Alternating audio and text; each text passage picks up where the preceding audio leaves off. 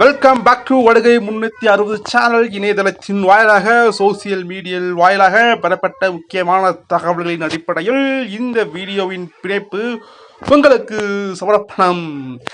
Congress vs பாஜக வார்த்தை போர் இன்னைக்கு வெடித்து இருக்கின்றது. வன்முறையால் பாதிக்கப்பட்ட மணிப்பூருக்கு ராகுல் காந்தி 3வது முறையாக செல்லும் நிலையில் இன்று ரஷ்யா செல்லும் பிரதமர் மணிப்பூருக்கு செல்லாதது ஏன் என்று காங்கிரஸ் சரமாரியாக கேள்வி கணைகளை தொகுத்து அறிவித்து வந்துள்ளன. இதுக்கு பாஜக சார்பில் பதில் அளிக்கப்படுமா தெரியவில்லை, பொறுத்துதான் பார்க்கலாம். T20 கப் வேர்ல்டு கப் எல்லாருக்குமே தெரியும். இந்தியா மிக சிறப்பாக விளையாண்டு கோப்பையை கைப்பற்றியது.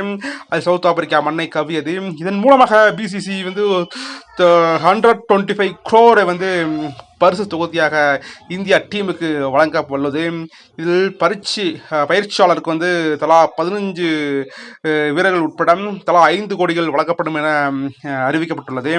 பேட்டிங், ஃபீல்டிங், பவுலிங் பயிற்சியாளர்கள் தலா 25 மில்லியன் லேக்ஸ் வழங்க போகிறாங்க. அதாவது 2.5 crore எல்லாத்துக்கும் வழங்க போகிறாங்க. கோடியில் வாழப்போது இந்தியா கிரிக்கெட் ரசிகர்கள். பிணை கைதிகள் இருப்பிடத்தை பகிர நிபந்தனைகள் கூடாது. ஜாமீனில் வெளியே வருவோரின் இருப்பிடங்களை கண்காணிக்கும் வகையில் கூகுள் லொகேஷன் தகவல் பரிமாறும் கேட்கக்கூடாது என காவல்துறைக்கு உச்சநீதிமன்றமானது உத்தரவிடப்பட்டுள்ளது.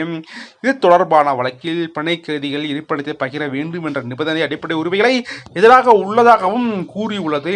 இது முற்றிலும் அரசியல் சாசனத்துக்கு எதிரான ஒரு தீர்ப்பாக பார்க்கப்படுகின்றது. பிணை கைதியில் வரக்கூடிய நபர்கள் இன்னொரு மர்டர் பண்ணலாம், இன்னொரு தீய செயலில் ஈடுபடலாம், குற்ற செயலில் ஈடுபடலாம். அதனால்தான் காவல்துறையினர்கள் கேட்கின்றார்கள் என்பதை புரிந்து கொள்ள வேண்டும். நீதிமன்றத்தில் வீடியோ காலின் மூலமாக ஆஜராகலாம் அப்படின்னு சொன்ன உடனே எல்லோரும் நம்ம கோவிட் நிலைமைக்கு போயிட்டோம். உச்ச நீதிமன்றத்தின் பல வழக்குகள் வீடியோ கான்ஃபரன்ஸின் மூலம் விசாரிக்கப்பட்டு வருகின்றன. இந்த நிலையில் ஒருவர் உள்ளாடையுடன் கலந்து கொண்டார். அதை கண்டு திடுக்கிட்ட பெண் நீதிபதி அட நாரதா யார் இந்த நபர் பணியினுடன் வந்திருக்கிறார் சொல்லி கோர்ட் அவமதிப்பை செய்து அவருக்கு மறுபடியும் ஜாமீன் வழங்க மறுத்துவிட்ட நீதிபதி அவர்கள் இதுபோன்ற அநாகரிகமான செயலில் ஈடுபடும் குற்றவாளிகளை கண்டவுடன் சுட வேண்டும் என்று நீதிமன்றத்தில் உத்தரவிட வேண்டும். இது எல்லாத்துக்குமே ஒரு அநீதியான ஒரு செயல்.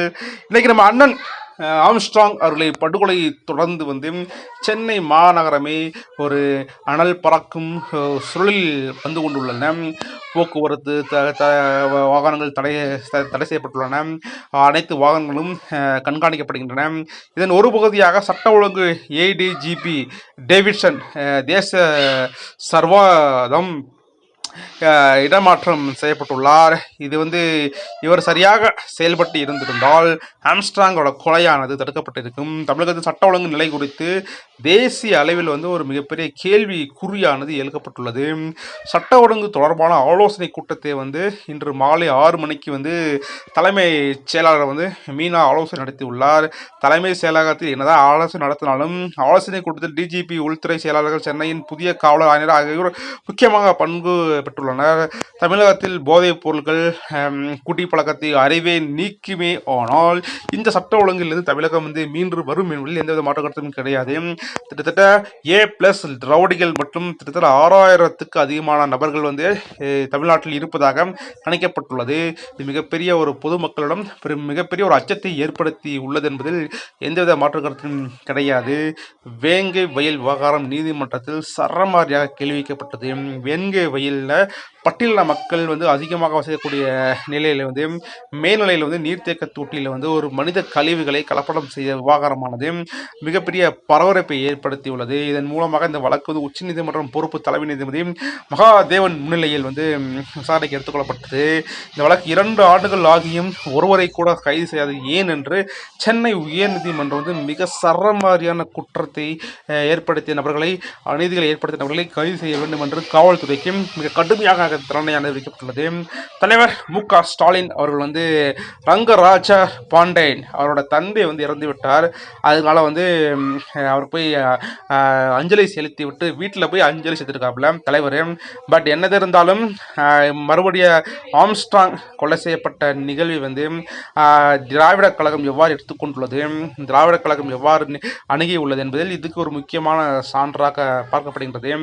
இதே ஒரு கலைஞர் இருந்திருந்தால் கண்டிப்பாக ஆம்ஸ்ட்ராங்கை வந்து பார்த்துருப்பார். அவரோட நிகழ்வுக்கு வந்து மிகப்பெரிய ஒரு மாற்றத்தை ஏற்படுத்தி கொடுத்திருப்பார். ஆனால் தலைவர் அவர்கள் வந்து அது போன்று செய்யவில்லை. அண்ணன் ஆம்ஸ்ட்ராங் அவர்கள் வந்து மிக கொடூரமாக கொலை செய்யப்பட்டு நேற்று நல்லடக்கம் செய்யப்பட்ட இந்த தருவாயில் வந்து நாம் அனைவரும் வந்து ஒரு துக்க நிகழ்ச்சியில் துக்க இரங்கலில் இருக்கும் தருவாயில் இது போன்ற மு.க.ஸ்டாலின் அவர்களின் நடத்தையானது மிகப்பெரிய ஒரு கேள்விக்குறியாக ஆக்கப்பட்டுள்ளது.